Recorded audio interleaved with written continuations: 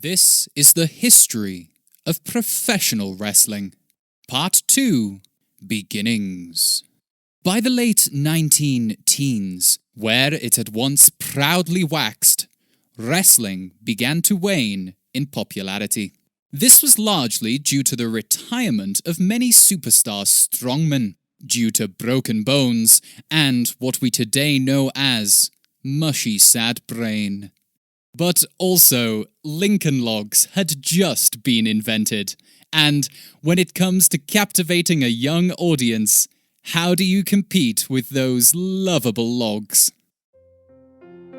However, the sport was not entirely without hope.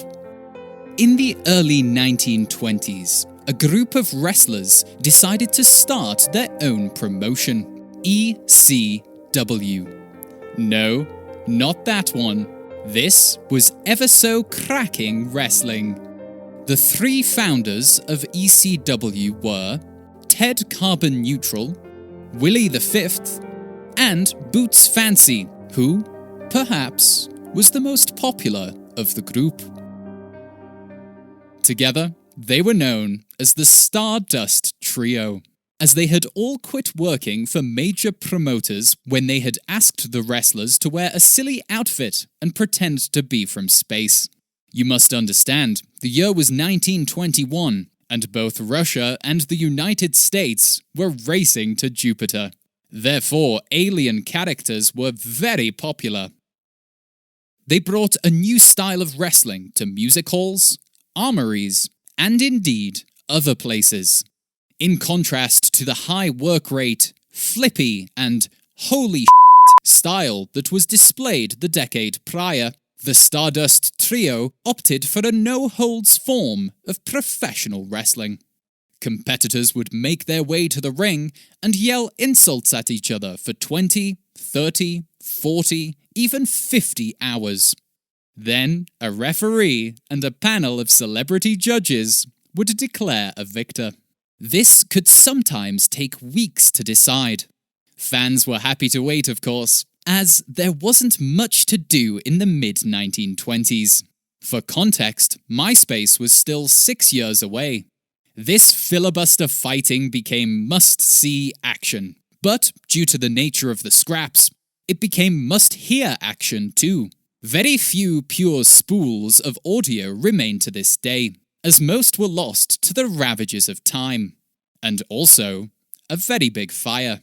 However, one match, a main event between Willie the Fifth and Boots Fancy, remains.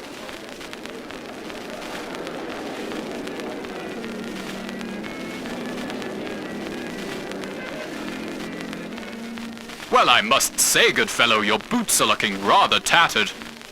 You can talk about my shirt, my pants, hell, even my soggy cotton bottoms, but never, sir, never my boots.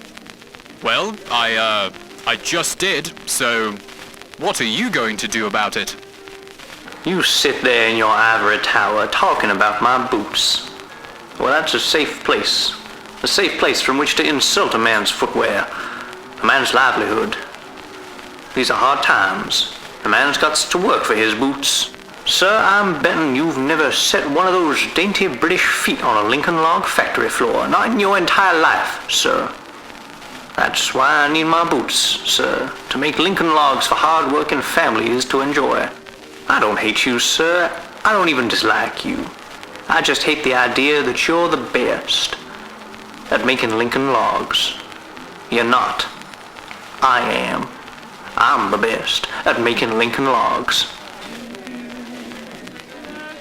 Some diligent fans may recognize a few lines from Boots' speech. Yes, they were in fact used in commercials for Lincoln Logs until the mid-1970s.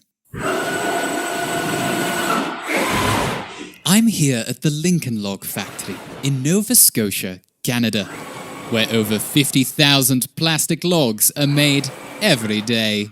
Over half of them are deemed unfit for purpose and are simply tossed at nearby wildlife. Those brave seals.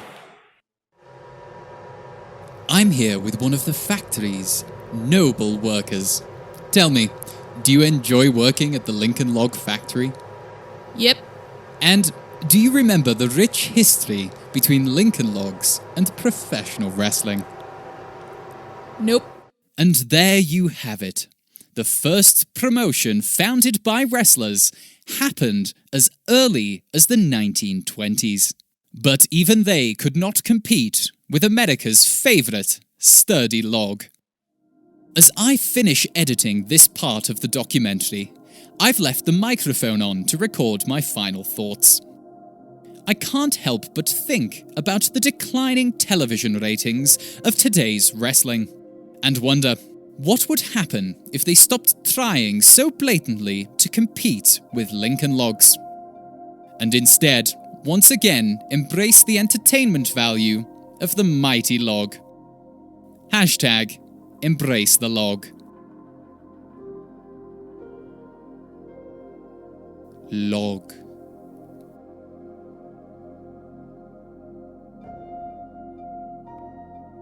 Log.